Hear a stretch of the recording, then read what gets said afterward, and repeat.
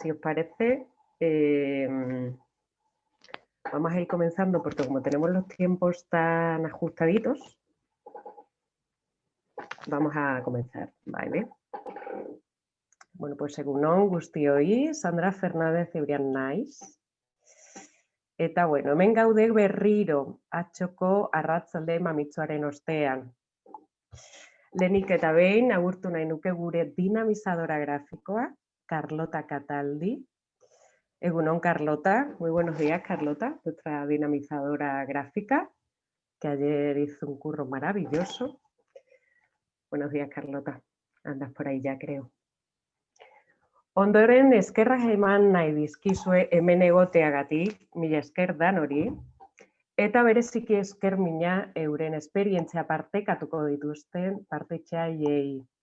Decía que quería agradeceros este sábado que estéis aquí a las personas que estamos y un saludo especial y un agradecimiento a las que vais a compartirnos vuestra experiencia, ¿vale? Vuestros saberes. Gaur gure txanda izango da. Goizeko sarrasaldiarekin hasiko gara eta gero tailerrak egingo ditugu talde txikietan banatuak. Bukatzeko azken hausnarketa azalduko ditugu. Goiz ederra izatea espero dut. Decía que esta mañana vamos a tener un solasaldi, un debate, compartiendo experiencia y para terminar vamos a tener como una puesta en común. Y que tengo toda la intuición y la esperanza de que sea una mañana muy bonita aquí de sábado. Pues bien, como vimos ayer, estas jornadas quieren promover y potenciar esa incorporación del enfoque local global. Para ello queríamos conocer experiencias que tengan esta idea fuerza, ¿no? Muy presente. Nos decía ayer Catherine, nos lanzaba una pregunta de cuáles son esas semillas reales y metafóricas que podemos sembrar. Pues bien, yo creo que hoy traemos algunas semillas de estas que ya ha habido gente que ha ido sembrando y queríamos traerlas para conocer sus prácticas y sus reflexiones, ¿no? Que nos compartan sus aprendizajes. En este momento quiero saludar a Saray Martín Ruiz de Mundubat, que nos va a contar su historia, a Mayalen Sobrino López de Garavide, a Carlos Gómez García del proyecto Wilca, que nos traerá el aula revuelta, y a Hortensia Serrano Torre de Zabaldi, Elkartasunaren Etxea. Egunon, kaixo guztioi, mila esker, las vemos ahí en la pantallita, así que eso, las saludamos desde aquí. Y así, momento operativo. Cada una de ellas va a tener 20 minutos. Les hemos lanzado algunas preguntas que quiero compartiros para que veamos un poquito qué nos van a contar, ¿no? Primera, les habíamos lanzado por qué querían incorporar este enfoque a sus iniciativas, en qué contexto, qué ideas, qué pensamientos les habían hecho conscientes de esa necesidad. ¿Cómo habían puesto en práctica este enfoque? ¿Desde qué punto destacarían este potencial crítico y transformador? ¿Cómo lo habían llevado a su puesta en práctica y qué clave querían resaltar algunas de ellas? ¿Vale? Y cómo llevamos este enfoque a la práctica con las otras. Lo que nos preguntaban ayer también, ¿cómo me conecto con la realidad de la otra? ¿Cómo co-caminamos? Nos decía Nacho. ¿Cómo co-construimos, ¿no? Y ya el merequetengue final, esta gran pregunta de esa pluriversalidad que nos decían ayer, ¿no? Muy bien.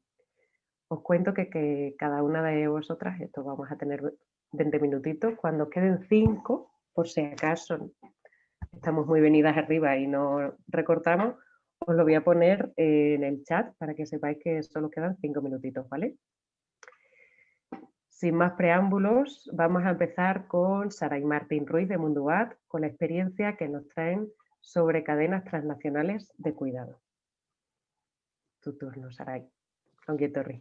Eskerrik asko gonbidapenagatik eta, bueno, nik pentsatzen nuen bakarrik egongo nintzela ordu honetan eta beitu 54 pertsona badauz 5 ointze. Eta eskertzen da. Decía que muchas gracias por la invitación y que que a estas horas la verdad pensaba que iba a estar sola con los panelistas y poco más. Y ver que hay 55 personas, pues se agradece y sobre todo quiere decir que el tema está ahí y que, bueno, que queremos aprender de ello y seguir aprendiendo y creciendo, ¿no? Porque yo creo que en este tipo de procesos pues crecemos todas y las propias organizaciones. Bueno, pues con muchas ganas de contaros la experiencia que Mundubat ha realizado con tanto trabajadoras domésticas como con las escuelas de economía feminista. Para mí es un proceso como que me sale muy de dentro porque lo he oído desde el inicio tanto en Centroamérica como aquí, pero por ello no quiero aburriros, entonces me voy a 9:40, me voy a contar los minutos porque seguro que tendría mucho que contar y entonces voy a intentar ser como un poco sintética.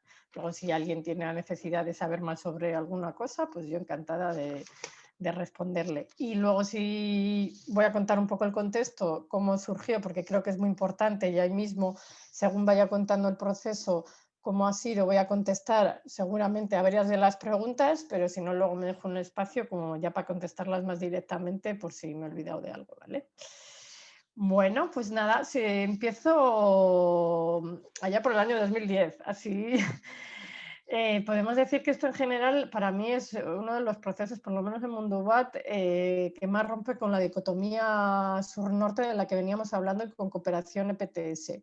Lo digo así porque la verdad es una experiencia local global, de hecho surgió en Centroamérica con la red de mesoamericanas en Resistencia, son bueno, una red de mujeres y de organizaciones que están en Centroamérica, que ellas fueron promoviendo este proceso de escuelas de economía feminista en Centroamérica. Me voy igual un poco al 2010, igual lo que más me llama un poco era para contar el proceso de trabajadoras no domesticadas y de trabajadoras de hogar y de cuidados en Euskal Herria, en alianza con Centroamérica también, pero como parte realmente de esta propuesta de economía feminista, pues me voy al 2010 y allí, bueno, contaros que las propias mesoamericanas, ellas se crearon su propia metodología y daban escuelas de economía feminista en todos los países en los que estaban la red, que son Chiapas, Guatemala, El Salvador, Honduras, Costa Rica y Panamá. Entonces, nosotras como cooperación, Mundubat, trabajábamos con ellas a través de un convenio de la EFI que tenía su parte de cooperación y una parte de PTS. Y ahí pues pudimos con ellas poder generar esas escuelas y ya durante 4 años lo importante de que un proceso de este tipo no dure un año, sino 4, que es otra de las preguntas que había por ahí, ¿no? De cómo se puede hacer esto realidad, pues bueno, decir que tener que estar, o un aspecto, digamos, negativo de todo esto es que tener que estar buscando financiación continuamente hace un poquito que vayas como ahogada y pensando, este proceso tiene que tirar, pero tengo para este año, el que viene no. Entonces, bueno, un proceso de 4 años creo que es interesante que pueda ser financiado pues para que tenga una trayectoria. De hecho, las mujeres ya principalmente de estas escuelas pues lo llevan ellas mismas. Sin más decir que, bueno, las escuelas de economía feminista de Centroamérica eran tanto de mujeres de rurales, como mujeres de la ciudad, mujeres indígenas, pues de una diversidad como la que comentabais ayer, pues sí, súper interesante e interesante también para crecer conjuntamente. Digamos que ellas son las impulsoras de esta experiencia. Pero no solo allí, sino que ya en el 2014 ellas vienen a un encuentro que había aquí en Euskal Herria sobre feminismos y en el 2014 se juntan con una organización como es Mujeres del Mundo de Bilbao y les cuentan la experiencia y les llama mucho la atención y ven la posibilidad de poder crear esas escuelas aquí en Euskal Herria. Entonces ya nos ponemos a trabajar en alianza con ellas, es decir, organizaciones de Centroamérica con organizaciones de aquí, y empezamos a crear la nueva metodología, digamos, es la metodología de ellas, pero adaptada a la metodología nuestra, digamos, de nuestro contexto. y ya adaptamos los módulos que ellas habían creado, que son 5 módulos, de hecho ahora ya están en la web de Mundubat, entonces si los queréis también tenemos ya los módulos porque creemos que son módulos y una metodología para replicar, no para que se queden en un cajón o para apropiarnos de ella, ni tanto las MESO, ni nosotras, ni nadie. Entonces, bueno, que lo bonito es que se vayan creando escuelas allá donde se quiera y donde se pueda. Pues sí, hay que llevar un poco una guía de cómo es el formato de educación popular y demás, ¿no? Pues para que no se vayan las manos y se transforme en otra cosa, pero bueno, por ahí.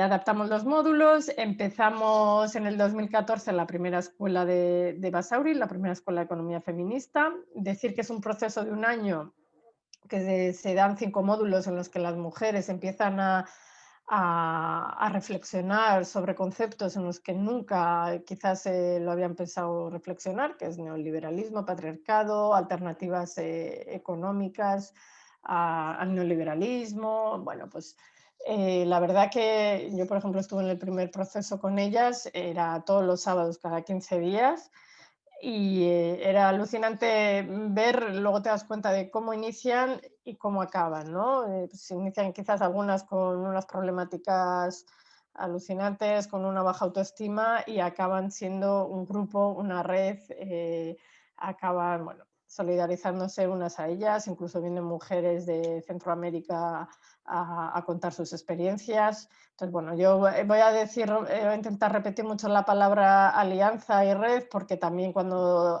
hablabais de aspectos positivos, para mí es o sea, la base de todo. El poder trabajar en red y en alianza local global es lo que permite que este tipo de propuestas cojan fuerza, ¿no? Entonces, bueno, ahí se fueron las mujeres formando, la mayoría eran trabajadoras de hogar y de cuidados, por eso que hoy en día tenemos un grupo de trabajadoras no domesticadas ya en proceso de figura jurídica y bueno, en estas escuelas también se han creado pues digamos 5 organizaciones de mujeres que también entendemos que eso es una manera de empoderarse y fortalecerse y para nosotras es importante que llega un momento que, digamos, Mundubat puede desaparecer de la escena y ellas mismas son protagonistas de su propio proceso y eso es también lo interesante. En estos grupos eran y son, porque todavía se siguen dando escuelas, muy diversos en cuanto a origen, bueno, hay mujeres de Asia, África, América Latina, vascas, con diversidad funcional.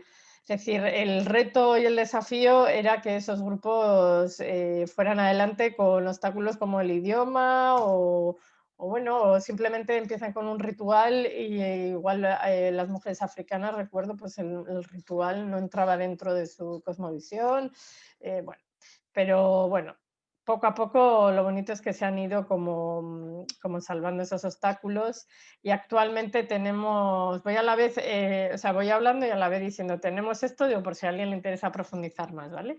Ahora mismo hemos hecho ya un directorio de lo que serían las 12 escuelas que ya se habían impartido en Euskal Herria. Como bien decía, hay escuelas de mujeres pakistaníes, mujeres saharauis, mixtas, de trabajadoras de hogar, escuelas de mujeres vascas, bueno, de mucha diversidad. Total, que entonces decir que hicimos un resumen de cuáles eran las escuelas y cuáles son sus características, que lo vamos a publicar ahora, también un mapeo. Hemos hecho una sistematización que la pongo aquí, una sistematización. Esto es un poquito para decir cómo se inicia y cómo se desarrolla una escuela. Entonces, alguien que quiera de verdad hacer una escuela en Barcelona, por ejemplo, que también ya la están haciendo, ya van por la 12 escuela también, pues bueno, coge este libro y es muy práctico y le puede ayudar bueno, todo esto que estoy contando, a ponerlo en marcha. Decir que a la vez no ha sido una propuesta aislada esto de las escuelas, sino que siempre hemos trabajado con las mesoamericanas. De hecho, manteníamos conferencias por internet y demás, pues para hablar, ellas mismas nos iban guiando de lo que teníamos que hacer, porque realmente la propuesta o el proyecto, digamos, de las escuelas es de ellas y la experiencia. Entonces nosotras fuimos adaptándonos un poquito a lo que ellas ya habían hecho en Mesoamérica. Esto ya no estamos plantando en 6 años, 8 de experiencias de escuelas, ¿verdad? Entonces, bueno, también a la vez hacíamos encuentros de economía feminista en Euskal Herria, en la que nos juntábamos todas las escuelas y las escuelas también alguna mujer de Centroamérica venía, y lo importante de trabajar en red, porque esa era una manera también de vernos fortalecidas y de seguir pensando y avanzando para más adelante. Bueno, ahí decir que a la vez siempre hemos trabajado a nivel estatal con la red de, bueno, digamos, de economía feminista, la que se creó en un encuentro a nivel estatal, y a la vez siempre hemos trabajado, como decía, con países de Centroamérica, con Honduras, El Salvador y Guatemala. Siempre hemos ido como de la mano, es verdad, y así como aspecto quizás autocrítica, es que a veces seguíamos nuestro proceso y nos olvidábamos de que en Centroamérica también estaban haciendo lo mismo. Pero bueno, luego lo bonito era que cuando había un encuentro en Euskal Herria, volvíamos a juntarnos y volvíamos a alimentarnos, porque muchas de las cosas que ellas estaban haciendo nos dábamos cuenta que lo estábamos haciendo nosotras y que a la vez aprendíamos juntas. Por ejemplo, de repente una radio se nos ocurre hacer, nosotras estaban haciendo ellas, y bueno, ahí se crea también decir el grupo de trabajadoras no domesticadas en una de esas escuelas. Entonces, ellas mismas hacen una investigación sobre la situación del trabajo de hogar y cuidados en Euskadi, que es esta la investigación. Y digamos lo bonito y lo interesante es que, bueno, Josefina Rocco es la persona que coordina la investigación, pero hay un grupo de mujeres que son trabajadoras no domesticadas y que son trabajadoras de hogar y de cuidados, que ellas participan en la investigación a modo también de montar grupos, buscar información, documentación. Entonces, bueno, las propias, digamos, informantes se convierten en investigadoras. Entonces, por eso que también yo creo que el gran valor de esta investigación, que quizás costó sacarla más tiempo del que teníamos previsto, pero bueno, que es una pasada poder hacer algo así con un grupo pues, de trabajadoras de hogar y cuidado. Luego se conformó el propio grupo porque ellas cogieron ya mucha fuerza, han hecho una campaña, la campaña Trabajadoras ni chachas ni domesticadas, que también a la vez ha ido conjuntamente de la mano de una campaña de Honduras. Han hecho incidencia política mucha, o sea, ya ellas empezaron a trabajar en red.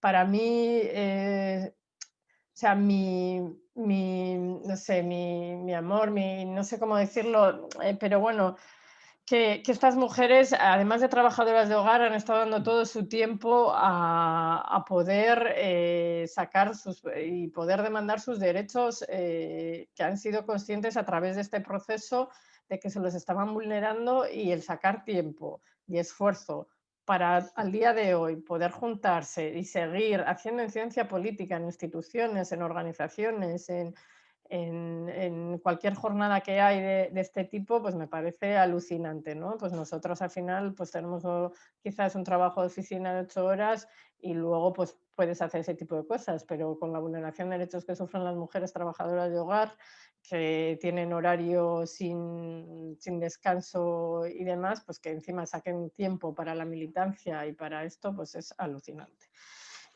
Bueno, han hecho mucha incidencia política, sobre todo para la posible ratificación del convenio 189 de la OIT. Y cuando hablábamos quizás también de dificultades, que también me preguntaban por ahí, ¿no? Otro aspecto, digamos, otro obstáculo que hemos podido encontrar, pues es este que os comento de que incidencia política se hace, pero es muy difícil también, o sea, la verdad que no hemos encontrado muchos obstáculos porque pues, nos han abierto las puertas, porque yo creo que es un tema que está vulnerando tanto los derechos de las trabajadoras de hogar, que nadie puede decir que no es así. Pero claro, todo son bonitas palabras y bueno, hemos estado incluso en en el Parlamento, haciendo ponencias y demás, pero bueno, decir que la dificultad es que cómo poder llegar más allá. Se hace en ciencia política, pero cómo de verdad, si las instituciones públicas no les interesa, y sobre todo ahora con este contexto COVID-19, yo creo que lo que se necesita de verdad es la fuerza de la ciudadanía, porque solas pues no se puede. Luego, también cómo hemos trabajado en alianza con la problemática de trabajo, hogar y cuidados, pues hemos trabajado con la red de trabajadoras de hogar y de cuidados de El Salvador y Honduras, sindicatos de El Salvador, que han sido una experiencia también para nosotras, para poder luego aplicarlo aquí, con Centracap de Guatemala, es decir, hay muchas redes también a nivel internacional, a la vez que vas adentrándote, pues ves que también hay otras organizaciones que están trabajando en lo mismo y que el convenio 189 de la OIT, al fin y al cabo, es un convenio a nivel internacional y que todas, tanto aquí a nivel local como global, pues tenemos derecho a solicitar que se cumpla, ¿no? Y eso realmente pues, se puede hacer un poco pues, en red y en alianza. Luego hemos formado a las mujeres, y ya he visto me quedan 5 minutos, entonces voy a intentar acabar y igual responder alguna preguntilla más. Las formaciones, hemos dado formaciones a mujeres trabajadoras de hogar y cuidados. No digo hemos, pero me he equivocado. Ellas mismas, las trabajadoras de hogar, las han dado. Ellas mismas se han formado y bueno, ya llevan una trayectoria. Estamos en el 2020, empezamos con las escuelas de economía feminista en el 2014 y en una trayectoria de 6 años. Y lo que cuando dices no, ellas mismas van a replicar, pues ellas mismas han replicado, pues esta es una guía de derechos laborales de las mujeres trabajadoras de hogar y bueno, en varios municipios de Euskal Herria pues han estado formando y la verdad que ha habido siempre mucha demanda y eso hace a la vez esas formaciones que se vayan creando más red. Hoy en día no solo queda en ese tipo de cosas, sino que a la vez hay una asesoría que ellas mismas llevan, se ha liderado por ellas mismas también un espacio de comando de cuidados, es decir, una oficina donde reciben a las personas que necesitan, que es tan importante la asesoría, incluso no solo por vía presencial, sino tenemos una web que se llama interdependientes.org, en la cual hay que decir que bueno, también recibimos asesoría por él, porque entendemos que las mujeres trabajadoras internas pues tienen mucha dificultad para poderse mover y acceder a una asesoría de manera presencial. Entonces, bueno, decir también que también lo de la web, tristemente, pues a partir de la situación y el contexto del COVID-19, pues ha tenido mucha demanda, pues porque la situación de muchas de ellas es muy dura, o sea, es muy dura de que se ven en la calle. Entonces, bueno, también solicitamos a las instituciones de no vale solo con este tipo de cosas, sino que a la vez se necesitan más ayudas directas. Y bueno, luego también pues ya a la vez tenemos una revista Yedra que va contando un poquito cómo está la situación tanto aquí en Euskal Herria, en el Estado, como a nivel de América Latina principalmente. Entonces van contando también experiencias de las mujeres, las vamos sacando de manera trimestral. Y al final, como decía, de las diferentes experiencias que ellas van haciendo en América Latina, nosotras vamos alimentándonos y ellas de nosotras. O sea, al final nos damos cuenta de que, por ejemplo, en Guatemala, ellas, el sector de mujeres que también está dentro de la red, ellas han creado los módulos 6 y 7 porque necesitan seguir avanzando. Ya el del 1 al 5 ya más o menos muchas mujeres se han formado y nosotras también hemos creado los módulos 6 y 7. La radio, ellas tienen una radio como herramienta para poder contar, intercambiar toda la información que se va avanzando. Nosotras también tenemos una radio. Es decir, muchas cosas ya se van dando de manera porque sí, y eso es lo bonito, ¿no? Lo bonito también es que ellas mismas van cogiendo ya su fuerza. No sé cuánto me queda, pero es cómo se ha hecho, que era una de las preguntas también. Pues bueno, al final, principalmente en proyectos de PTS aquí en Euskal Herria, pues vamos presentando, como decía, también como aspecto negativo es ese agobio, es de decir, este año este proceso lo inicio y el año que viene cómo lo puedo continuar, ¿no? Para nosotras desde Mundo Va, por lo menos para el Departamento de Género, es una apuesta que que la queremos hacer y la hacemos, y entonces pues bueno, tenemos que encontrar financiación o apoyos como sea, ¿no?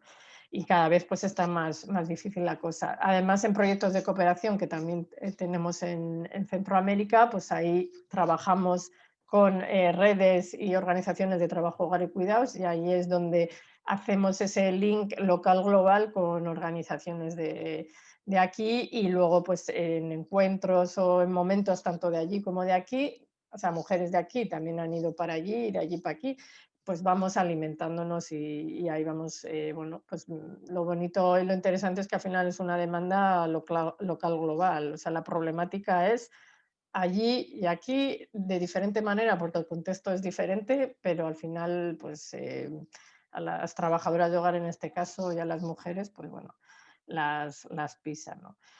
Luego decir que sería interesante, pues sí, que los procesos fueran a más largo plazo, pues en programas, sabemos que es difícil además en el contexto actual, pero bueno, también tenemos lo interesante de que hoy en día ya hay una red, ya ellas están fortalecidas y que bueno, que lo que nos toca de aquí adelante es pues seguir todavía con más fuerza, y eso sí que yo creo que la ciudadanía nos apoye y sea consciente de que parte de la guía esta de los derechos no es solo también para las trabajadoras de hogar, sino para la propia población que también contrata cuidados, y que es un tema muy importante a tener en cuenta. Y, Vale, Saray, qué pasada, tú no nos has traído una semilla, nos has traído planteles, esquejes, de todo ya. Vamos, bueno, eso sí, las tenéis, mujeres, yo solo soy una transmisora. pues habéis Me hecho hubiera una buena contestado. huerta Me para hubiera contar. gustado como, igual las preguntas no sé si las he contestado, pero bueno, de alguna manera, pues bueno, otras yo creo que han salido solas. Sí, Milla Esker, Pues, Benetan, ha sido súper interesante. Seguro que hay preguntas y seguro que además cuanta más semillas vayamos hoy conociendo, nos van a ir surgiendo. Como el tiempo está súper apretadito, yo os invito a ponerlas en el chat, ¿vale? Y vamos a intentar porque se vayan respondiendo o luego que podamos hacer algún tipo de devolución. vale, es que Bueno, ricasco. Milla Esker, Saray. Bai, zuei. Orain Mayalen Sobrino López de Garabide. Ella nos va a hacer su intervención entre el euskera y el castellano, bailando un poquito entre los dos idiomas, de forma que todo el mundo podamos irle siguiendo. Nos trae su propuesta curso de experta en revitalización de la lengua.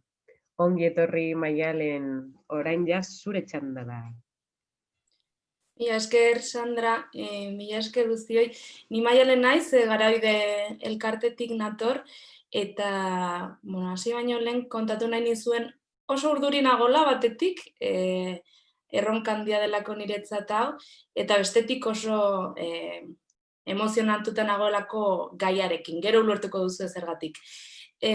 Decía que mi nombre es Mayalen Sobrino López, pertenezco a la asociación Garabide. Y antes de empezar quería decir que estoy muy nerviosa porque este es un gran reto para mí y una gran oportunidad para Garabide. A veces me siento muy pequeñita entre todas estas panelistas, pero bueno, eso es algo que también hay que ir trabajando. Y también muy emocionada por lo que os voy a contar y después entenderéis por qué. Hasi hasteko bideo bat ikusi nahi dut edo zuekin ikusi nahi dut kontzeptualki eta emozionalki kokatzeko 2 minututxo dira, eta bitartean etxeko lan bat eman nahi dizuet. Euskaraz ulertzen baduzue, gustatuko litzaidake txatean bai idaztea. Eta gero ikusiko du. Decía que ahora vamos a ver un vídeo cortito para situarnos conceptualmente y emocionalmente en lo que vamos a hablar, y mientras tanto os voy a dar unos deberes, que es que si entendéis euskera, como para seguir la presentación, escribáis bai en el chat, y si no, escribáis no, para ver un poco cómo hacer esta gestión de los idiomas. Guazen bideo ikustera, vamos a ver el vídeo.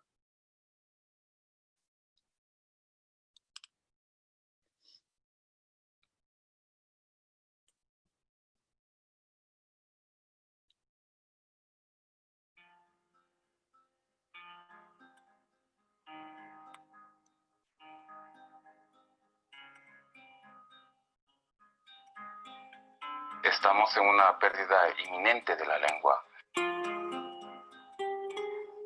A veces sentimos que lo que hacemos es muy pequeño. Te sientes discriminada o te sientes exótica. Si muere una lengua, muere una cultura. Eso me da fuerte, ¿no? ¿Qué es un quichua sin su quichua? Queda un vacío, o sea, queda un vacío enorme. Porque al decir palabras, transmites tu forma de vivir. Cuando yo hablo en mi lengua, sencillamente me siento un ser humano. Soy yo. La lengua es mi familia, es mi pueblo, es mi gente. El sentirme yo es el sentirme mi abuelo, mi abuela, mi mamá. No puedes ser tú sin ser aymara, sin identificarte como aymara. El quechua es tu forma de vivir.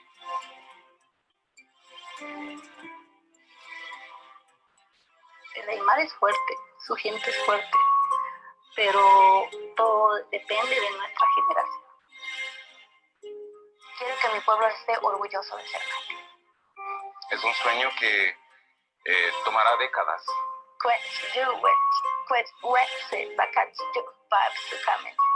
Que no se acaben, que no se terminen. Nuestra lengua nos espera con un nuevo mundo.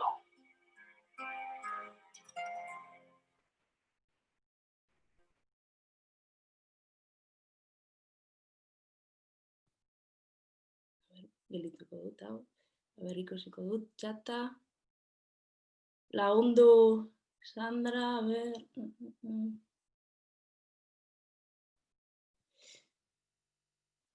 Vale, yo creo que la mayoría es el no, así que me voy a inclinar un poquito más por el castellano. ¿Se escucha, no? Bai, bai. Pero bueno, aquí en el vídeo hablaban de sueños. Mi sueño es poder hacer esta presentación en euskera algún día. Bueno, en Garabide lo que hacemos es cooperación lingüística, ¿no? Este es nuestro panorama de partida.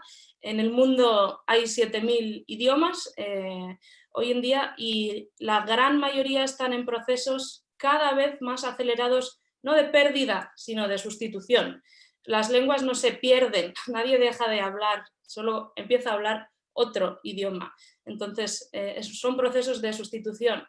Según lingüistas, para finales de siglo, la gran mayoría de idiomas minorizados será ya sustituido por otra lengua dominante. Entonces, este es nuestro panorama de partida.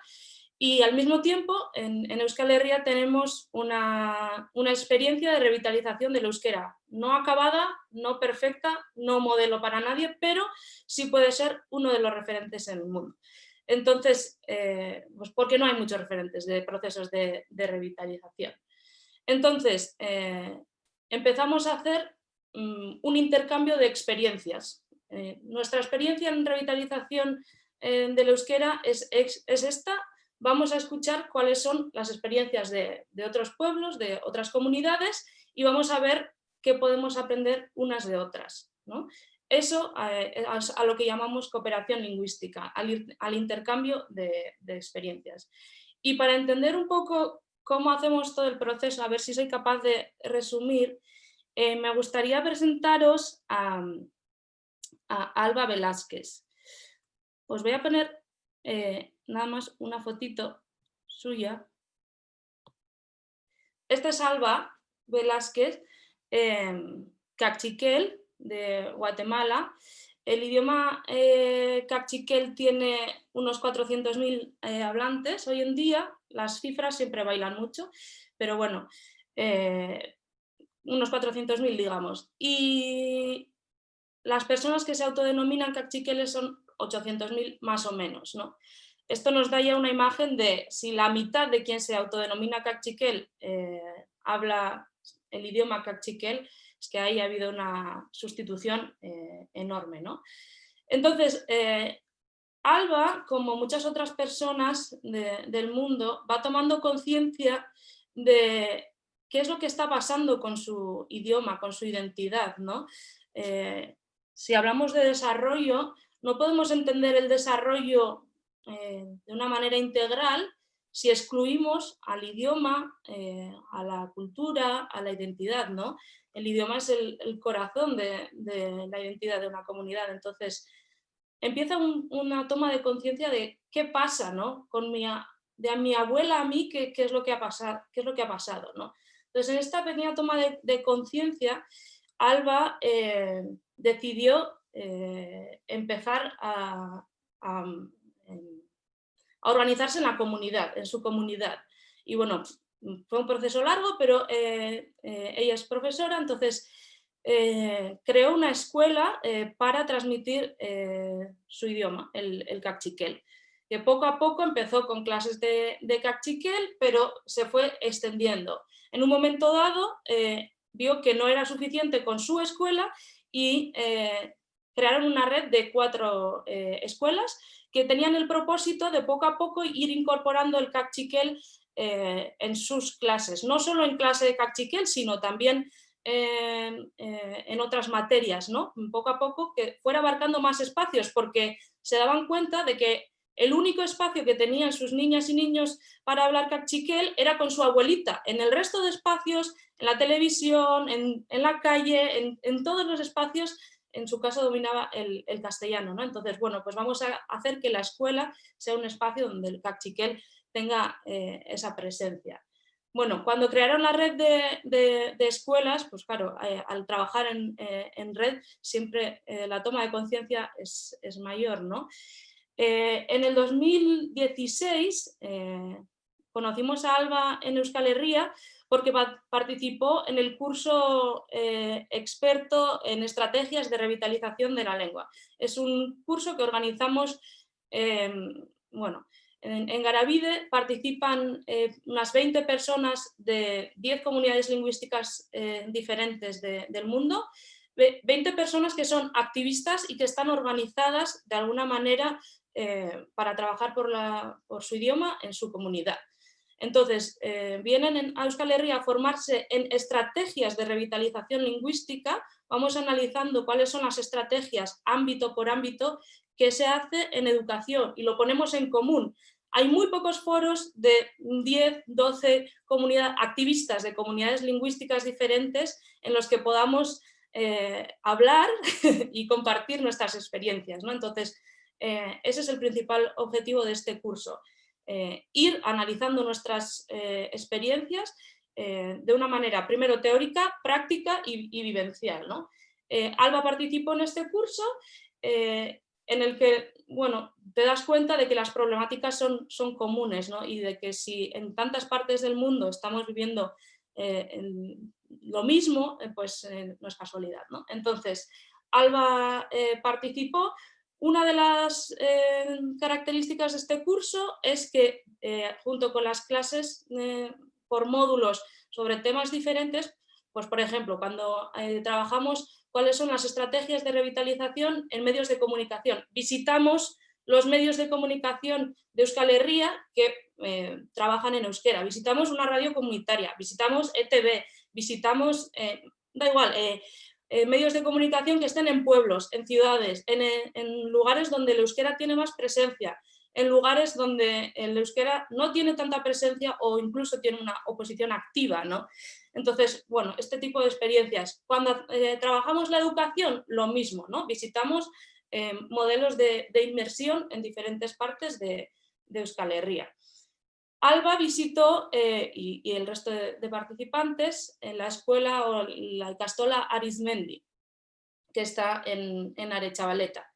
Entonces, allí vio cómo funciona la Ikastola Arizmendi, bueno, de eso ya hablaremos en otro momento. Entonces, al final de este curso, todas las participantes escriben un proyecto para poner en práctica una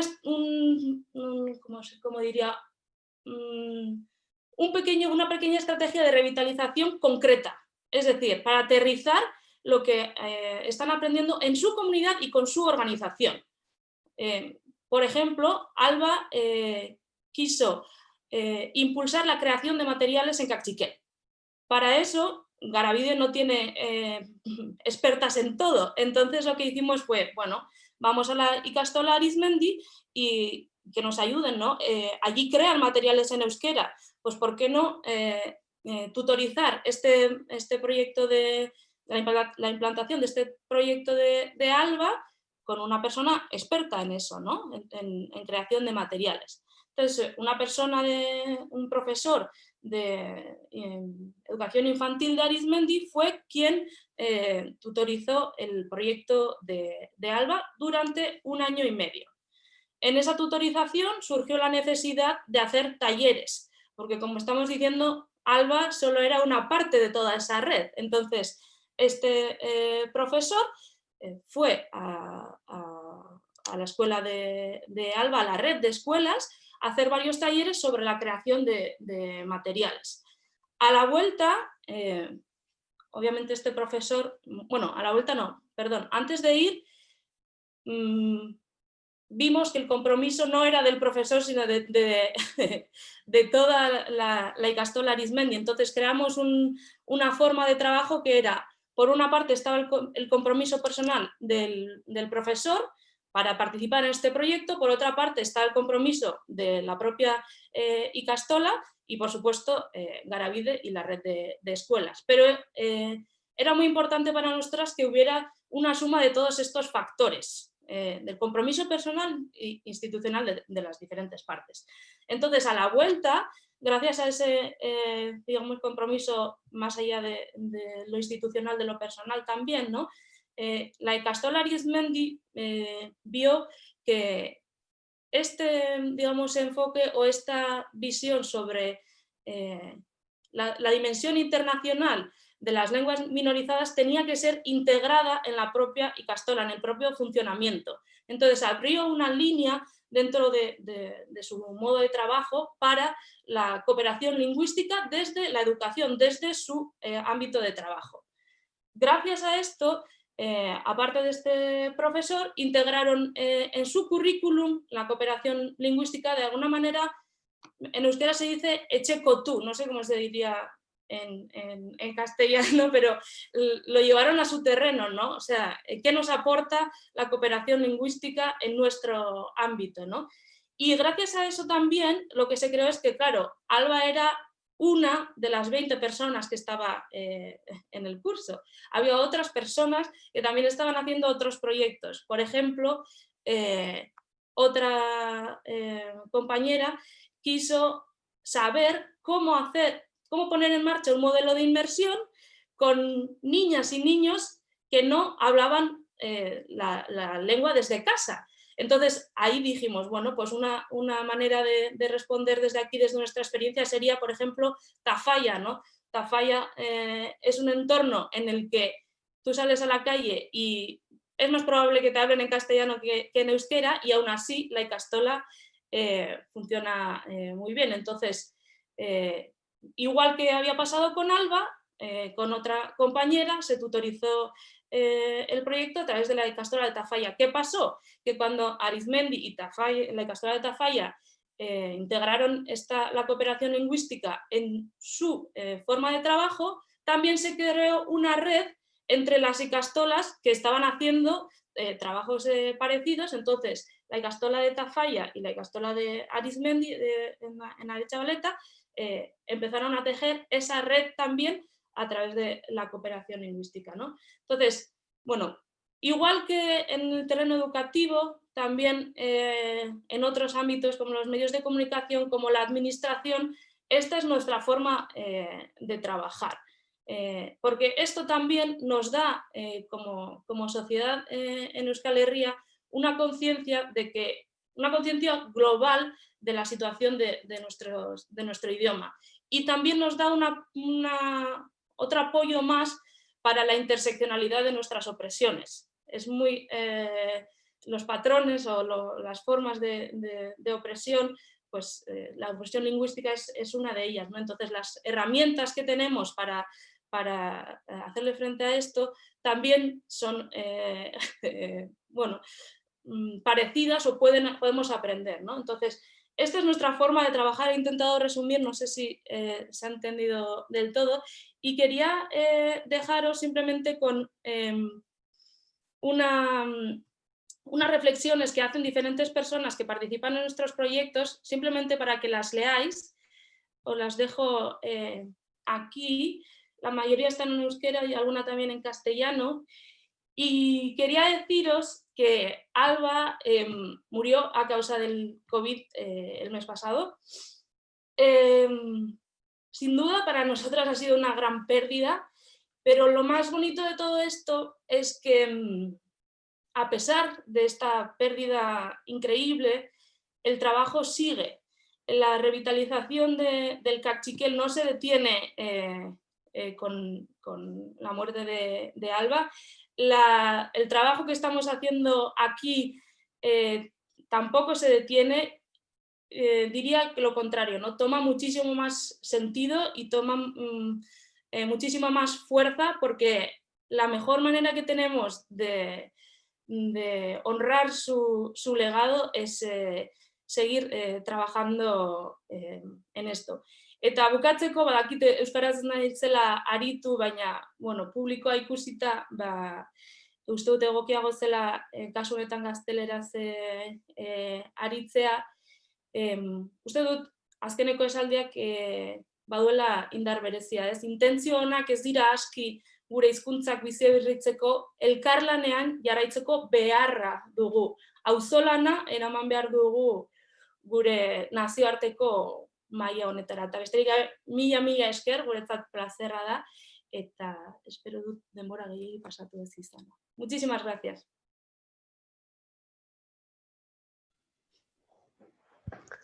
Maialen, mila esker, orain zure emozionatuta dago, eta, zure ametsa erreala izango dela, espero dut. Decía que espero, la verdad que me hayas dejado tan emocionada ahora mismo. Y nada, desde Extremadura, que ando ahora mismo, decirte que espero que tu sueño se haga realidad algún día y puedas hacernos tu presentación íntegra en euskera. Mila esker. Ahora, iba a decir, ahora le toca a Carlos Gómez García, de la asociación, nos viene a contar el proyecto Aula Revuelta, y tienes 20 minutitos, Carlos. Ahí estoy viendo que están dándote, escribiendo mucho en el chat, Mayelen, si tienes un ratito si quieres verlo. Y pasamos a Carlos con su proyecto Aula Revuelta. Vale. Bueno, buen día a todos y a totes. Yo voy a hablar en castellano. Voy a presentar, en este caso, pues unas imágenes, yo creo que para contextualizarlo todo. Soy de Valencia y esto significa ya muchas cosas, sobre todo que en el ámbito del que voy a hablar, que es el ámbito formal de trabajo, de la integración de la educación para transformación social, hay mucho curro por delante. No sé si podéis, si conocéis un poco la realidad, pero verdaderamente tenemos pues mucho trabajo. Pude estudiar en EGOA, el Máster de Cooperación Internacional y Desarrollo, y mi sensación es que pues verdaderamente estamos en otros puntos, ya nos gustaría aquí en Valencia trabajar del mismo modo. ¿Se ve la pantalla? ¿Sí? Vale. Bueno, pues os planteo un poco la propuesta vinculada principalmente a la educación formal. Y hablo en nombre de 13 compañeras. Al final somos 13 personas que estamos en la Comunidad Valenciana, profesores y profesoras de la educación pública concertada, haciendo toda esta labor de integración curricular, discursiva y metodológica de la EPTS, y en uno de los grandes enfoques que planteamos es el enfoque local global, que intentamos llegar a los últimos niveles de concreción. Y ahí está la clave de la propuesta que voy a plantear en este tiempo. La propuesta es alcanzar los últimos niveles de concreción, en curro, en las aulas directamente, en el propio currículum, cómo lo desglosamos e intentamos integrar esta mirada. No en espacios, en esos minutos a veces que se le permite a la EPTS, que a veces decimos en educación, los minutos de la basura, ¿no? Cuando me sobra tiempo, introduzco esta mirada. Cuando me sobra tiempo matemáticas, meto esto, ¿no? Nosotros investigamos sobre de qué manera podemos integrarlo en las áreas curriculares de una manera pues, que sea verdaderamente significativa, ¿no? Y todo bien inspirado pues, justamente en la comunidad quechua en la que convivimos un tiempo, cerca de Cuzco, en la zona de Lares, que simplemente de esa experiencia surgió la idea de hablar con nuestro alumnado sobre temas tan importantes como interdependencia. Intentar integrar la mirada o una propuesta de interdependencia y desmitificar muchísimos estereotipos vinculados al sur. Esta experiencia, escribimos una novela simplemente didáctica, en este caso pedagógica, para hablar con nuestro alumnado. La cuestión es que esa novela, que hablaba de superficie y subsuelo y planteaba un protagonista que vive en la superficie, cuya madre es de la superficie y padre es del subsuelo, pues intentaba plantear una especie de metáfora para trabajar justamente estos contenidos. Desde contenidos vinculados con el activismo social, pero sobre todo vinculados con la cuestión de la interdependencia. Y en eso empezamos a trabajar. Lo bueno que surgió de esta novela ilustrada es que se empezaron a vender muchos ejemplares y nos encontramos con un dinero. Teníamos claro que lo que queríamos era hacer cooperación internacional, veníamos el equipo de trabajar en esta línea y entonces llevamos a cabo un proyecto que actualmente continuamos en Madagascar, en el África subsahariana, en el centro de la isla, en concreto en la zona rural, donde se trabaja, se habla malgache. Allí estuvimos conviviendo y llevamos conviviendo ya 6 años y en esta zona nos encontramos con 3 problemáticas fundamentales. La primera gran problemática es el trabajo infantil, que es una de las que más pues, pueden dolernos, ¿no? Sobre todo desde el ámbito de la educación formal. Los chavales curran desde los 5 años en los arrozales y, por tanto, bueno, no hay acceso a la educación, entre otras muchísimas consecuencias, ¿no? La segunda problemática que nos encontrábamos era el tema de la mujer joven, de la niña joven, vinculados con todas las tareas de cuidados desde los primeros años de edad y, sobre todo, pues enseguida negados cualquier propuesta de futuro, ¿no? Desde que tienen 8 años, 6, 7, 8 años, se están encargando de los más pequeños y otras muchísimas consecuencias vinculadas con otros ámbitos, ¿no? Y por último, el tema del raquitismo, que traer fotos es absurdo, pero nos encontramos unos problemas grandes de desnutrición extrema, ¿no? En ese enclave empezamos un proyecto a desarrollarlo, iniciando una escuela con una ONG malgache pequeñita, haciendo pues con esa contraparte local un proyecto de alimentación, sobre todo de educación, y ahí llevamos pues bastantes años acudiendo a la aldea y sobre todo acompañando procesos. Como bien se ha ido escuchando en las intervenciones anteriores, simplemente acompañamos procesos. Es una escuela comunitaria, pertenece a las familias y a las representantes, en este caso de las familias. Inician procesos de diferente toma de decisiones y nosotras lo que hacemos es acompañarlos. Claro, ahí vivimos muchas cosas y al final sacamos muchas conclusiones. Y entonces toda esa sustancia que va saliendo lo intentamos también pues, integrar en nuestras aulas, de alguna manera. No solo, evidentemente, la experiencia Madagascar. Bueno, lo que hacemos actualmente es a través de las novelas que vamos escribiendo, ya no solo Wilka, Cocoa, vamos sosteniendo económicamente el proyecto, llevamos ya muchos años y por suerte pues, va funcionando. Y entonces, pues aquello allí en la pequeña aldea de Solmeribo, hacia el canal de Mozambique, en la zona rural de Madagascar, pues hacemos un trabajo de cooperación internacional que estamos muy satisfechas.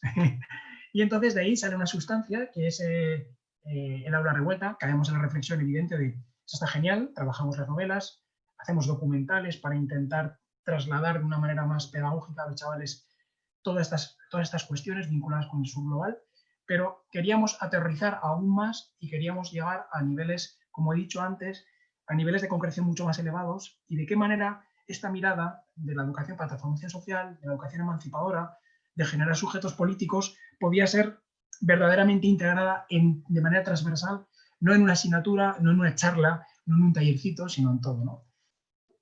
Organizamos diferentes encuentros en Valencia con comunidad educativa desde todos los ámbitos para reflexionar en esta clave. El último fue el Pinkle educativo, que vino, bueno, estuvo Gema y estuvo Luis González y fue súper chulo, estuvo muy bien.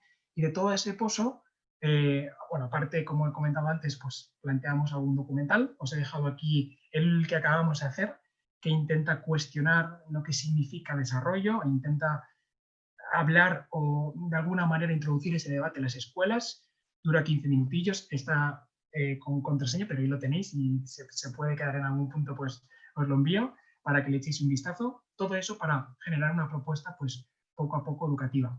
Pero de todo esto empezamos a analizar y empezamos a generar una especie de metodología, llamamos en clave Aula Mundo, pero de integración curricular discursiva y metodológica de la EPTS.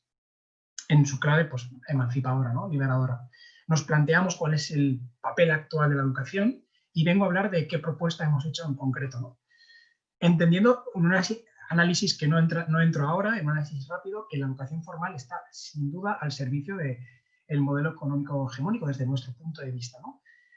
No hablamos solo desde la revolución industrial, pero sí es cierto que incluso a día de hoy, bueno, casi más, ¿no? En este proceso neoliberal tan agresivo, vemos que de alguna manera el mercado sigue siendo la idea organizadora hasta de la propia educación.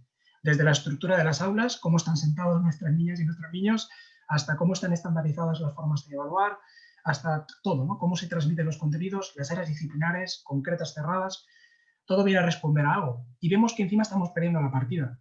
De alguna manera, algunas de las conclusiones que extraemos en este modelo súper reproductor de la educación, en este caso formal, algunas de las conclusiones que extraemos es que pues, cada vez dirigimos a convertir o a potenciar sujetos cosificados y no tanto sujetos políticos y pasivos de su propia historia, ¿no? En esto vemos cómo todo, por reducir mucho este análisis, como ha habido una convergencia de los contenidos del currículo, sobre todo hacia, vamos a decir, hacia las áreas de las matemáticas, las ciencias, las lenguas extranjeras. Sin embargo, hemos perdido en el área de humanidades muchísimas horas formales, muchísimas, sobre todo, ya no solo horas disciplinares, sino hemos perdido muchísima fuerza y nos vamos dando cuenta de cómo de qué manera eso responde no solo a cuestiones relacionadas con diferentes gobiernos, sino que responde a algo mucho más grande, a una propuesta de la Europa del conocimiento, a una propuesta PISA, a una propuesta que viene de la OCDE, en esencia, ¿no? Y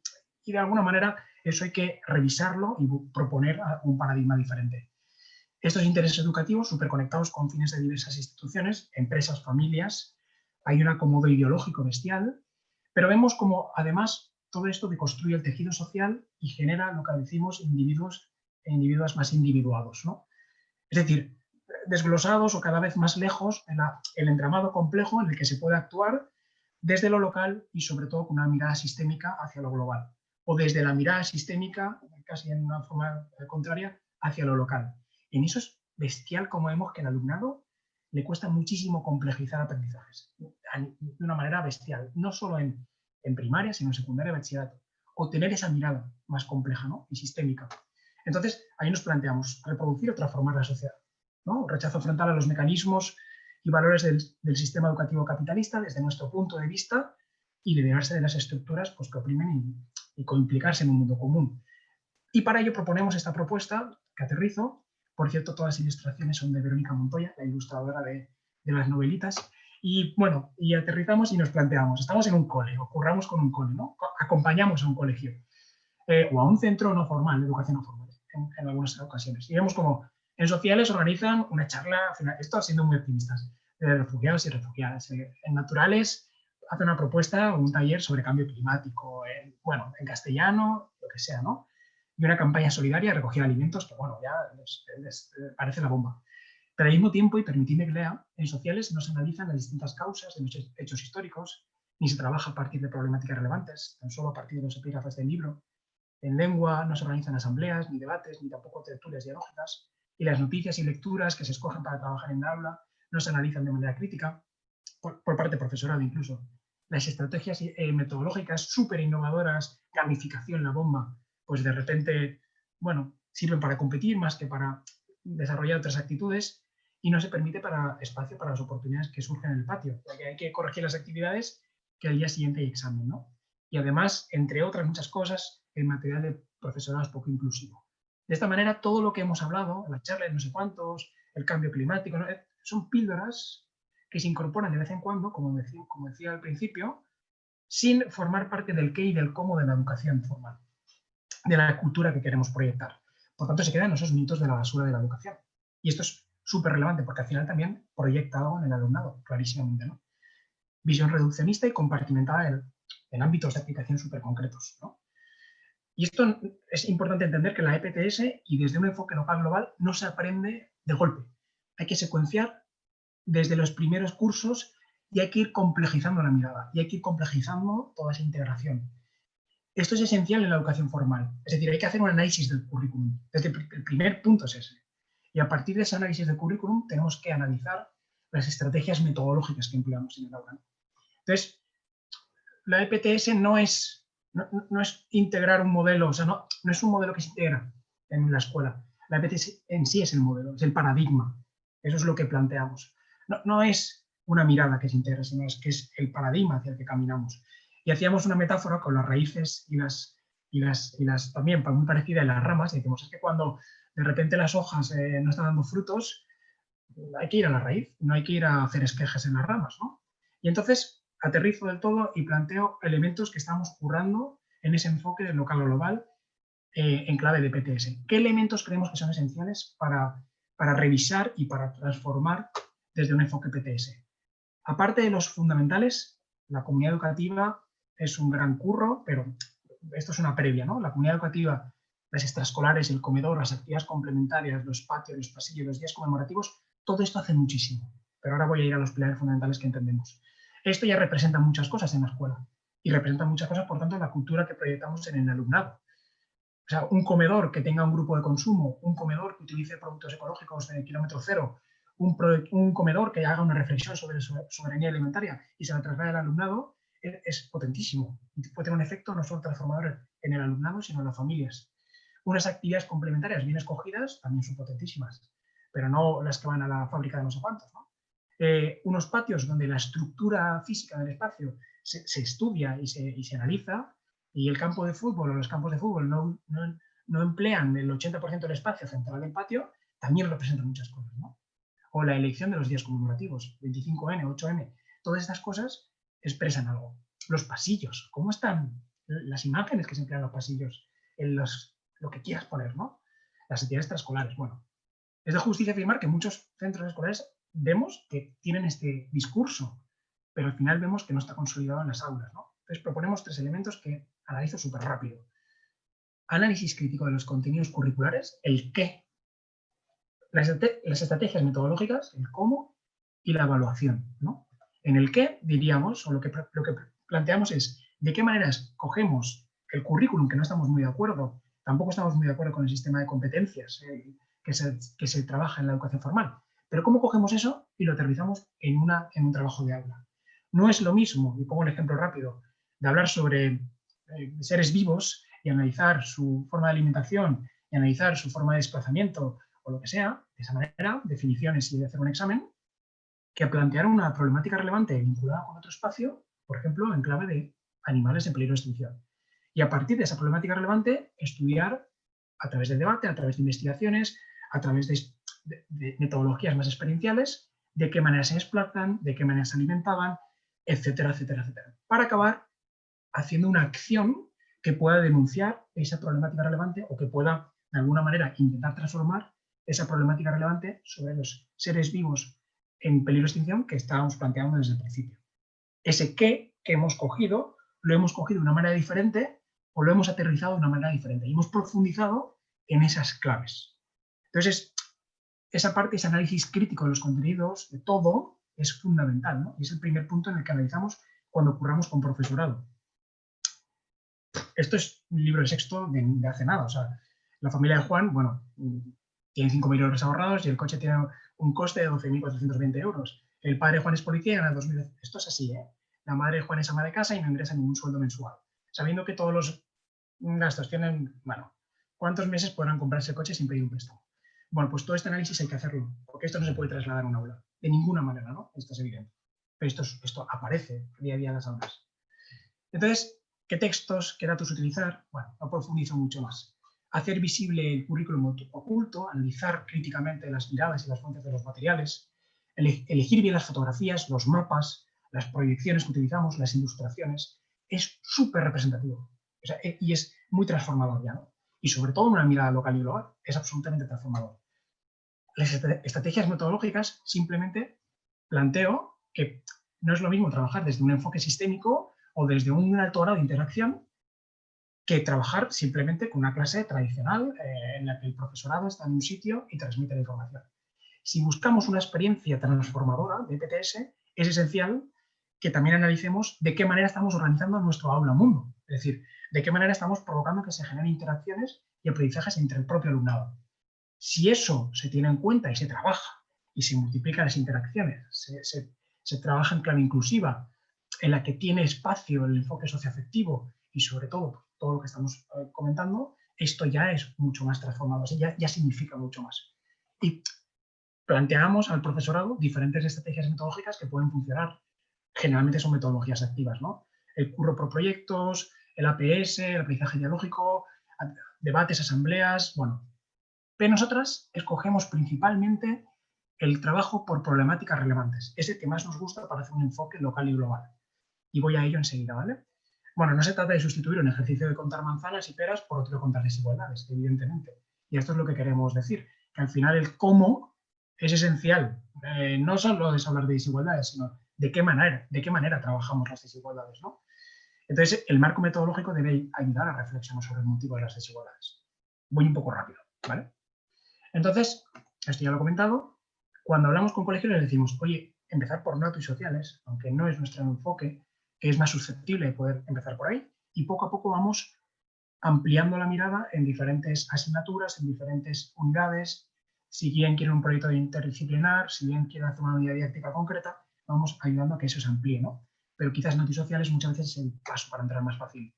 Y por último, la evaluación, pues no hay que tener miedo. Hay multiplicidad de enfoques, multiplicidad de métodos, instrumentos, y muchas veces todo acaba en la prueba escrita, ¿no? También esto representa muchísimo en la forma que tenemos de transmitirle al alumnado las cosas, ¿no? Entonces, planteamos pues, diferentes propuestas para evaluar. Paso, ¿vale?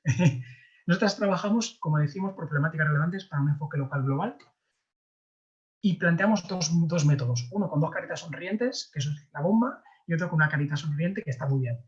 Partir de problemáticas globales y transversalizar en áreas curriculares, es decir, que el propio centro, a partir de esa problemática global que quiere profundizar, que quiere trabajar, esto se transversaliza en las diferentes áreas y se reflexiona desde todos los ámbitos hacia esa problemática, eso es una pasada y se puede, como he dicho antes, complejizar en diferentes cursos y niveles o partir de áreas curriculares e integrar problemáticas relevantes en los contenidos trabajados de las áreas disciplinares concretas, ¿no?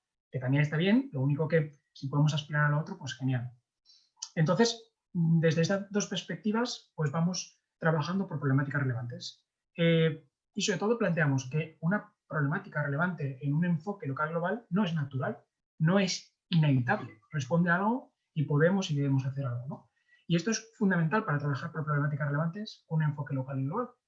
Es decir, cuando planteamos una problemática tipo, pues, no sé, aquí planteo algunas, pero sin profundizar demasiado, movimientos migratorios y de refugio en geografía, el papel de la mujer en historia, por ejemplo, en la Revolución Industrial, la Revolución Francesa, de qué manera, cuál fue el papel de las mujeres en la Revolución Francesa, ¿no? Todo eso tenemos que aclarar que cualquier cuestión vinculada con esa problemática no es natural, no es inevitable, sino que ha pasado algo. Vamos a rascar en ello y vamos a analizar desde ese punto de vista o con un enfoque muy sistémico qué ha sucedido para trasladarlo a nuestra realidad, ¿no? Entonces, desde este punto de vista, planteamos algunas problemáticas y trabajamos en esa clave y empezamos a transversalizarlas en las diferentes áreas, ¿no?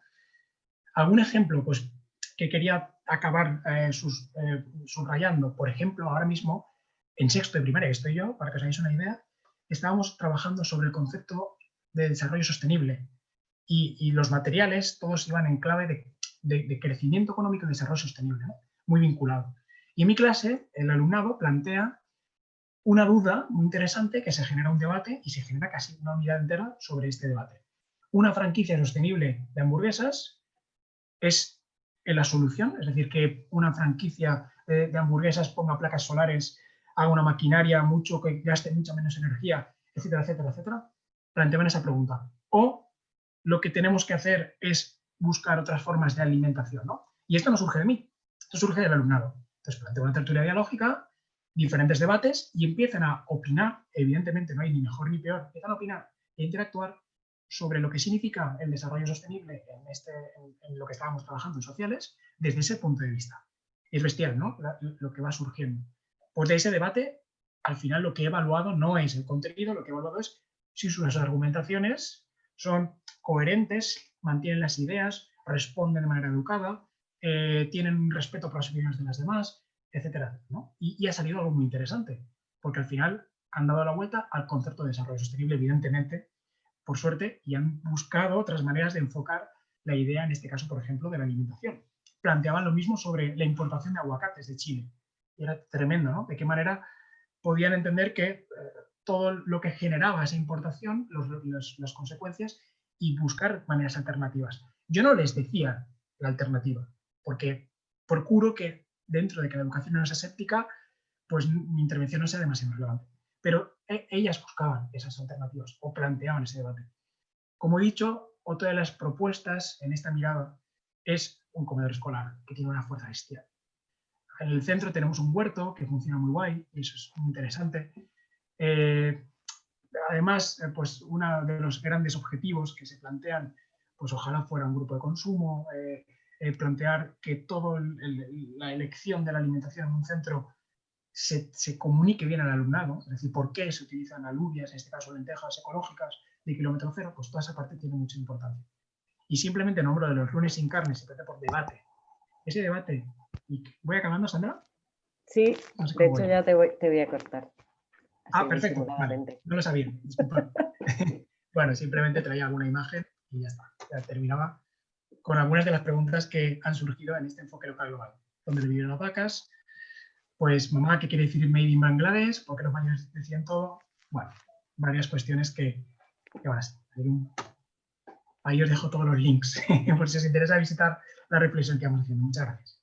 Vale, muchas gracias, Carlos. Si no te importa igual algún link de los que tengas, si lo quieres poner en el chat para que la gente pueda tenerlo como más accesibles, estupendamente. Claro. Muchas gracias por este proyecto Wilca y el aula revuelta, que la verdad sí que revolvéis. Así que muchas gracias por vuestro esfuerzo también en esos espacios formales. Muy bien, y ahora ya pasamos con nuestra última panelista del día, nuestra otra semilla, que es Hortensia Serrano Torres de Zabaldi Elkartasunaren Etxea. Ongi etorri, Hortensia, orain ya zure txanda, ¿vale?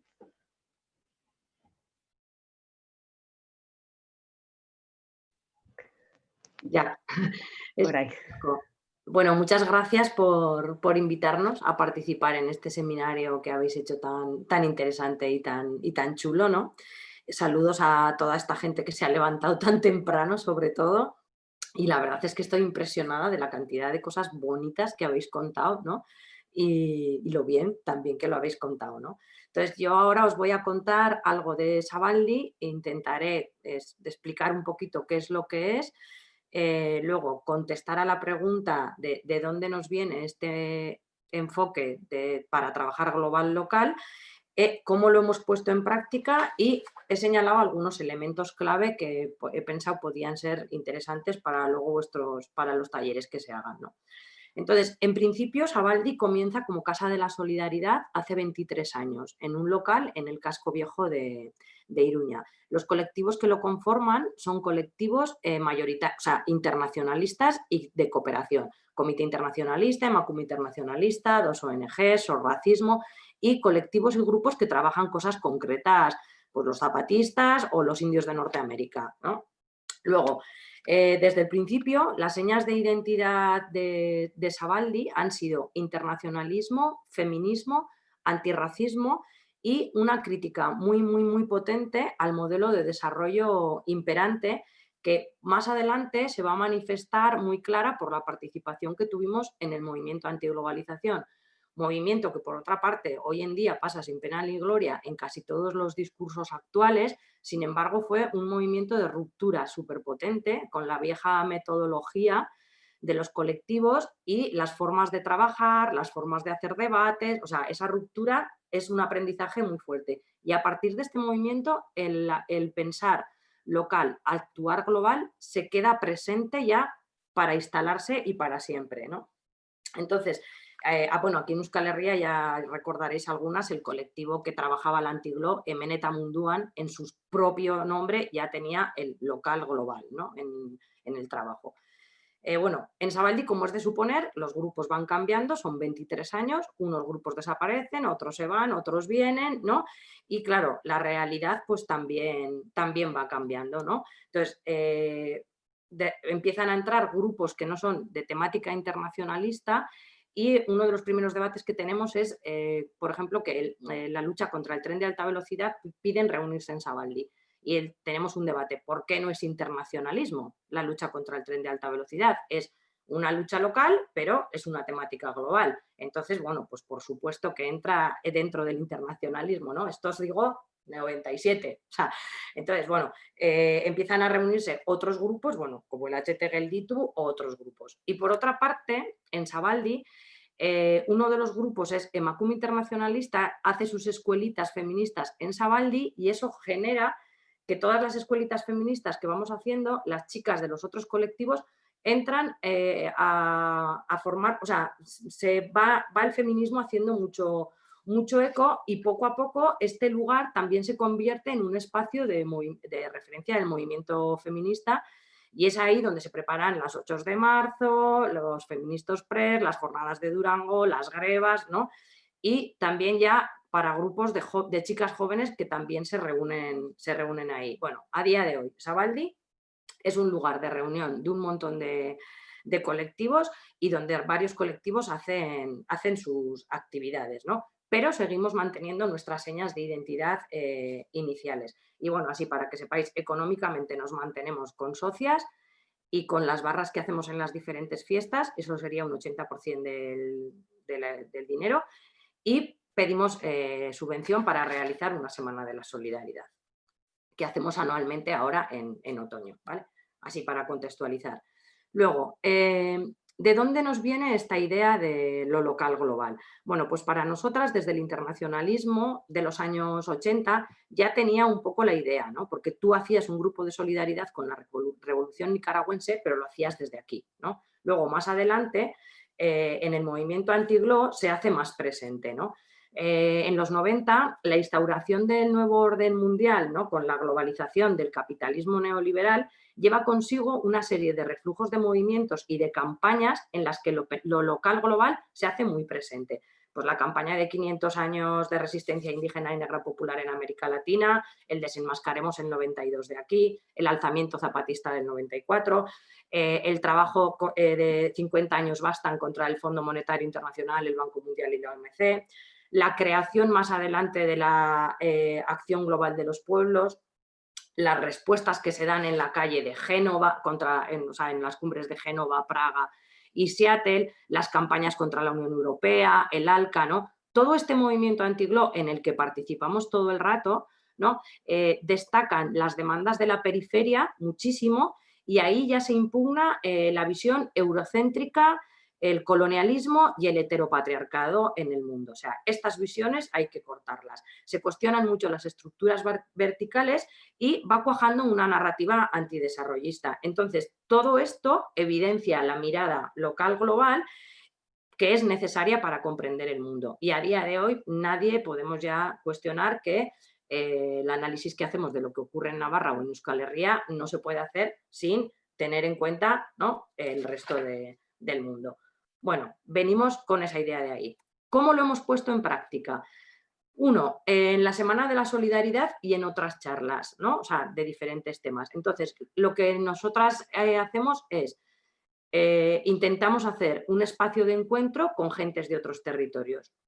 No incidir en lo que pasa allá, sino más bien ser un eco, ¿no?, del discurso en primera persona de gente que viene de otros movimientos, ¿no?, y de luchas de otros lugares para que las conozcamos aquí. Lo que solemos hacer es abrirlo a todo el mundo, pero siempre intentar que la lucha de allá tenga una relación con la lucha de aquí. Es decir, si vienen las feministas autónomas bolivianas a hablar, esto es abierto a todo el mundo, pero hacer incidencia en que sea el movimiento feminista de Iruña quien esté y tengan una interrelación. O si vienen los de la minería de México, pues que venga la gente de Erliz, de Baztán y los de Silvetti de Nafarroa para que tengan el mismo trabajo, ese espacio de encuentro. En la presentación de documentales y pelis, la misma situación que en las charlas, ¿no? Poner en común las diferentes luchas.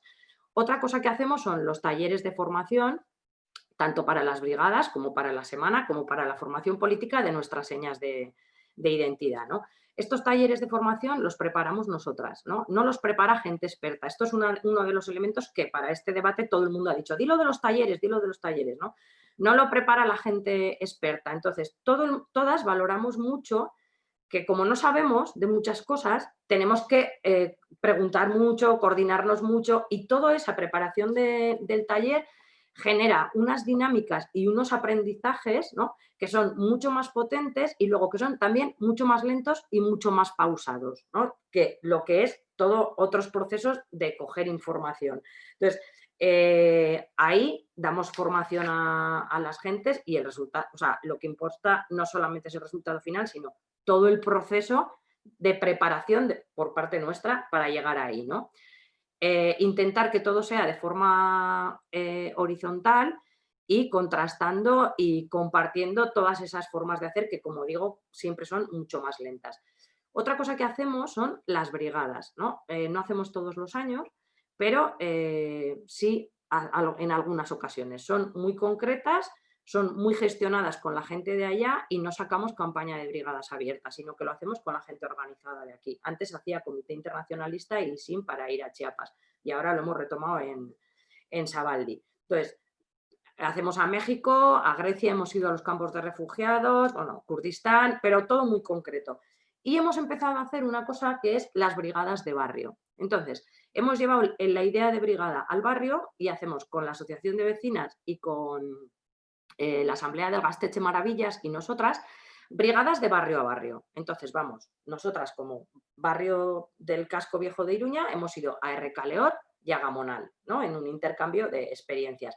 Queremos ir a Artieda y con los del SAT, hemos empezado hace poco. Entonces, esta experiencia, o sea, de llevar el internacionalismo y abrirnos mucho a lo local, a conocer no solamente la realidad de Latinoamérica o de Palestina o de Kurdistán, sino experiencias que son mucho más cercanas, la verdad es que ha resultado muy fructífera, muy interesante y luego, claro, se ha hecho mucha más piña porque la gente se conoce, ¿no? Ya unas gente se hacen amigas, o sea, estas cosas que todas sabemos, ¿no? Entonces, esto de barrio a barrio. Yo aquí lanzaría la pregunta para los talleres de después, ¿el barrio sería un sujeto político haciendo una cosa de estas de barrio a barrio?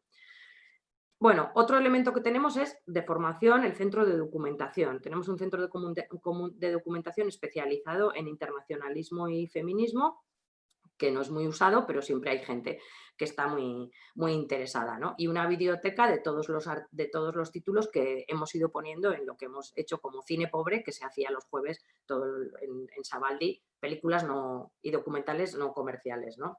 Aquí también metimos la idea de las brigadas internacionales e hicimos una brigadirilla por los centros de documentación de todo el Casco Viejo, que son el de la Comisión Antisida, el de la Asociación de Vecinos, el del IPES, que es una biblioteca especializada en mujer, y el nuestro.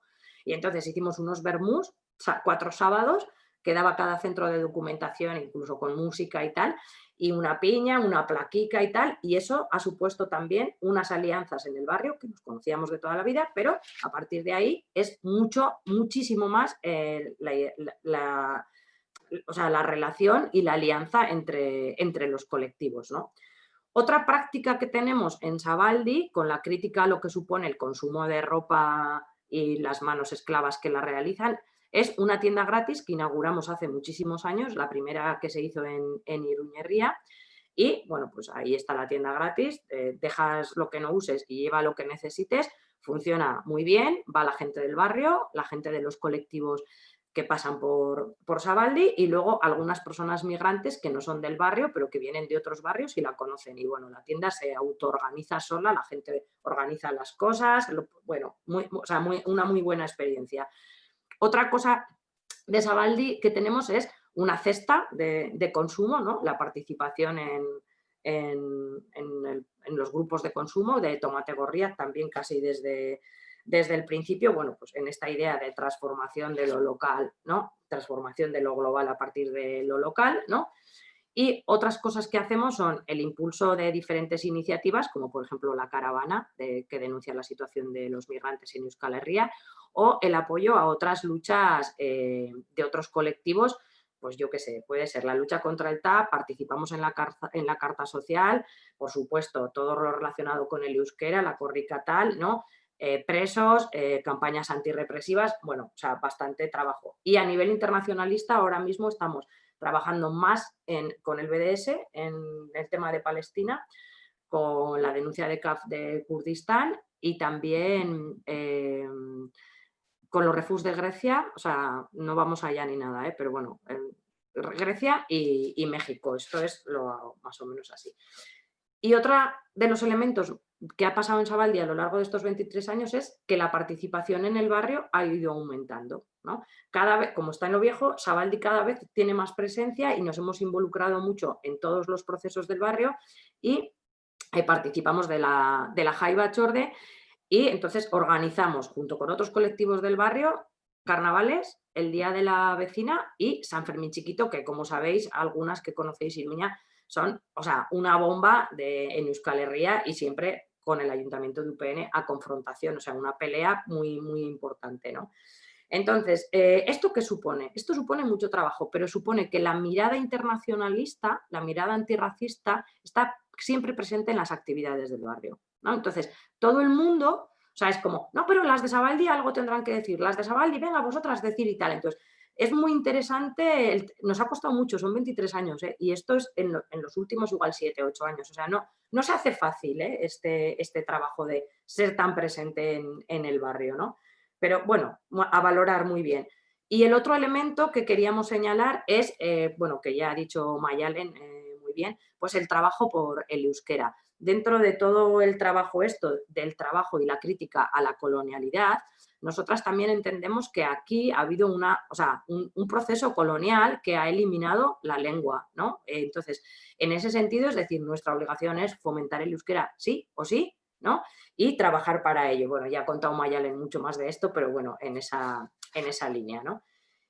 Y luego, Sabaldi como espacio, el castillo que le llamamos, la gestión de la casa, bueno, pues este año, para que os hagáis una idea, se han reunido 43 grupos diferentes. Entonces, es un caos. O sea, entra gente, sale, ¿no? Pero, entonces, hay que gestionar eso, ¿no? Hay que esté siempre organizado, que esté calentito, que esté limpio, que las cosas estén en su sitio, que haya siempre papel plástico para las pancartas. Entonces, eso lo hemos ido consiguiendo, que la gente autogestione todo eso, ¿no? Eso es un logro, vamos, increíble, porque se necesita de mucho compromiso y mucha responsabilidad, ¿no? Es un espacio que está muy vivo ahora mismo, Sabaldi, o sea, está, y ahora también, o sea, con la pandemia, pues ahí siguen las reuniones y todo el mundo, ¿y cómo hacemos? Y las mascarillas y los tal y los cuantos. Bueno, muy, muy interesante y muy bonito. Bueno, hasta ahí un poco lo que es. Luego quería resaltar de aquí 4 cositas pequeñas, pero que son un poco negativas, ¿no? O sea, hacemos mucho trabajo, traemos mucha gente interesante, nosotras preparamos las brigadas, pero esto llega a determinados círculos.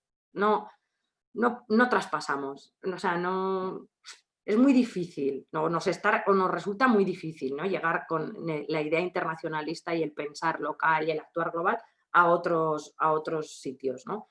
Por otro lado, no sabemos cuando la gente va de brigadas el cambio de mirada hasta dónde llega de cada cual. O sea, podemos hacer cosas, análisis y tal, pero siempre se nos queda esta duda, ¿no? Y siempre estamos en el debate con eso. Otro aprendizaje y otra cosa negativa es que cuando las luchas adquieren importancia, ya sea donde sea, en América Latina, en Palestina o en Euskal Herria o en Murcia, son reprimidas. Entonces, esto hay que tenerlo en cuenta y hay que trabajar pensando en que esto va a ser así, porque el aprendizaje, esto no significa que nos paralicemos, pero sí que lo sepamos, ¿no? Que va a ser así. Y luego otra cosa de lo que hacemos es el peligro que tanto consumo de información, ¿no? Muchas veces, pues esto no se traduce en ninguna práctica, sino solamente en consumo de información. Eso, bueno, son 4 elementos, hay muchos más, pero porque como no hay tiempo. Y para finalizar, he elegido unos elementos como clave de nuestro trabajo para ver si sirven para cosas de debate. Primero, el aprender a trabajar en colectivo. Es muy difícil, tiene muchas gratificaciones, pero es muy difícil. Entonces, yo lanzo la reflexión de, en el mundo laboral aguantamos lo indecible. O sea, pero sin embargo, en el mundo de la militancia somos muy exigentes. Hombre, es que fíjate, ha hablado 3 veces en una asamblea. Oye, ¿no? O sea, que tú a tu director, no le, o sea, todo el mundo, en el instituto hay gente que al director le parece que es San Dios en vez de su compañero, ¿no? Y sin embargo, en la militancia esto es muy rápido. Entonces, a mí me parece muy importante que reflexionemos sobre esto, porque, o sea, las perspectivas estas que queremos modificar, ¿no? O sea, la lógica esta imperante de nuestro pensamiento en el que se incluye el clasismo, el racismo, el sexismo, esto no es identificar a quien dice que ay, los migrantes son chungos, mira, este es nuestro enemigo. No, o sea, esto es meterlo en este trabajo colectivo. Y este trabajo colectivo, o sea, lo tenemos que hacer, o sea, o lo hacemos en colectivo o no lo hacemos. Y si lo hacemos en colectivo, tenemos que aprender a trabajarlo. Entonces, por eso, bueno, ahí suelto la reflexión esta de, bueno, lo que es, ¿no?, la dificultad del trabajo colectivo. Luego, otros elementos quería mencionar que nos han funcionado en el espacio. Uno, trabajar muy desde abajo. Otro, adaptarse y seguir, ¿no?, pensando y actuando, pero sin quedarnos ancladas en lo que era o en lo que pudo haber sido y no fue, ¿no? Sino, venga, estar abiertos, saber generar relaciones muy cercanas y hacer política a la vez. Esto es difícil, pero es muy hermoso y funciona muy bien, ¿no? Estar abiertas, ¿no? No ser sectarias, ¿no? Manteniendo nuestros criterios y nuestras señas de identidad, pero no como marcas ideológicas, sino estar abiertos a compartir maneras de funcionar y de hacer, ¿no? O sea, esto también ha sido bastante clave. Otro elemento importante que alguna gente dirá, esta parece una monja en vez de una militante, la humildad, ¿no? O sea, trabajar desde ahí, ¿no? Aportar y no abandonar. O sea, porque, mira, cuando se juntan muchos egos, esto es un desastre, ¿no? Entonces, hay que, o sea, chica, cada una desde donde puede, porque es que si no, no hay, o sea, es bien difícil, ¿no? Entonces, la colaboración y el compromiso, sin ninguna duda, o sea, la colaboración del barrio, o sea, para hacer las barras, para las limpiezas, para la organización de los almacenes, esto es importantísimo. Otro elemento que en la asamblea la gente ha valorado, que para que yo lo dijese, la conciencia antirrepresiva, ¿no? Tener conciencia antirrepresiva, que eso no significa plasmar en un papel que estamos a favor o defendemos los derechos humanos, sino tener conciencia antirrepresiva en el día a día, en lo que supone. ¿Se me está acabando el tiempo? Trabajar las relaciones de poder, pero no solamente en identificar quién manda, que eso es lo más fácil, sino en que cada una de nosotras nos creamos, ¿no?, que lo que decimos es importante, que a alguien le está dando importancia, a veces le da más importancia a otras personas que la que nos damos nosotras mismas, ¿no? Autogestionar el espacio, ¿no?, tomar decisiones sin que sean cortapisas institucionales, sin entrar a eso, tener autonomía económica, no plantear batalla a las instituciones, ¿no?, a las subvenciones, pero bueno, no quedarse nunca ancladas en ellas. Dar importancia a los trabajos que se realizan cotidianamente, reparto de las tareas, acogida, limpieza y mantenimiento del local, esto es muy aprendido del movimiento feminista, trabajo horizontal, ¿no?, tomar todo tipo de responsabilidades y, para terminar, paciencia, que es muy efectiva y además va contra el veloz capitalismo en el que vivimos. Y hasta aquí mi ponencia. Hortensia, milla es que... Además, te he visto que has metido el turbo para poder leer todas las cosas que en asamblea habéis consensuado. Así que, milla es que... Y ahora, mirad, si veis, ya tenemos compartida la gráfica de Carlota. Madre mía, por favor, hija mía, lo tuyo es arte. Qué maravilla. Milla Esquer también, Carlota. Y bueno, algunas cositas que os quiero decir. Primero que benetan, es que ricasco, habéis puesto toda la emoción encima y ha sido maravilloso todo lo que habéis compartido. Todas esas semillas que hacen que cojamos aire de nuevo para seguir hacia adelante. Y ahora un par de cositas como logísticas, ¿vale? Tenemos descanso hasta las 11:30. Me piden, por favor, como luego vamos a hacer los talleres, que cuando volváis a conectaros con el otro Zoom, que no va a ser este, sino el otro que os han pasado por mail a cada una de las personas que os habéis inscrito, es importante que pongáis vuestro nombre, y yo os invitaría también al lado del nombre, si queréis, los grupos en euskera, ¿vale? Para que podamos dividir por idioma. Y nada más, invitaros que si podéis estar un poquito antes de 1:30 justo, ya sabemos que os hemos robado unos minutitos, pero es que esto es todo muy emocionante y no nos da tiempo a todos. Así que si podéis conectaros un poquito antes para que podamos hacer bien los grupos y haya grupos en euskera y grupos en castellano, pues maravilloso. Y hasta aquí mi momento, gente. Mila esker. Seguimos después del descanso, ¿vale?